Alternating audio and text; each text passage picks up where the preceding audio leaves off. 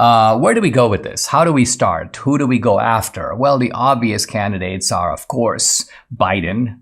There's wide circles of corruption with Biden. And all you have to do is link it to something that's happening in your state. And there you go. You've got a case. Bring an indictment.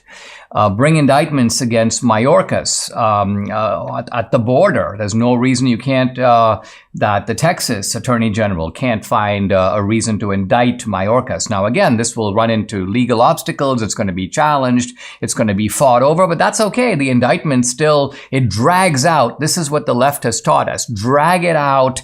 Make sure that the guy is brought in. Make sure that he's arrested. Make sure that he's fingerprinted. Make sure that the cause of action is under state law. Even if it's hitched to some kind of federal offense. Bill and Hillary Clinton should both be indicted for their crimes under the Clinton Foundation. Think of it, stealing money from Haiti, collecting money and offering basically U.S. foreign policy in return. There are all kinds of violations. Again, you need to be a legal guy to be able to go through the stuff, go through the business records. Normally, we don't even take the trouble to look. It takes investigative reporters like Peter Schweitzer to put this stuff out.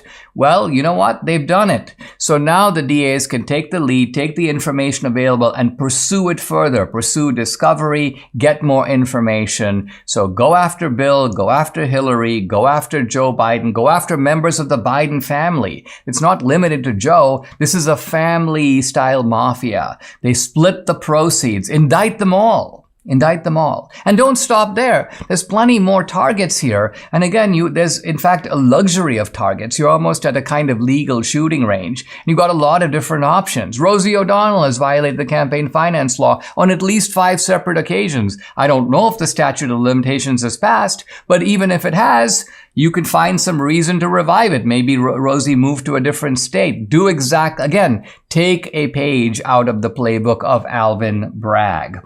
What about Soros? Here's a guy who's a Nazi collaborator in his teen years. He accompanied this guy who was confiscating Jewish art and Jewish money and Jewish furniture. And he claims this was a formative influence. And in a way, it kind of has been, because this guy has been a worldwide menace ever since. He's caused crime and mayhem, not just in the United States, but around the world. There should be 40 different ways that this guy can be indicted. Why hasn't somebody already indicted him?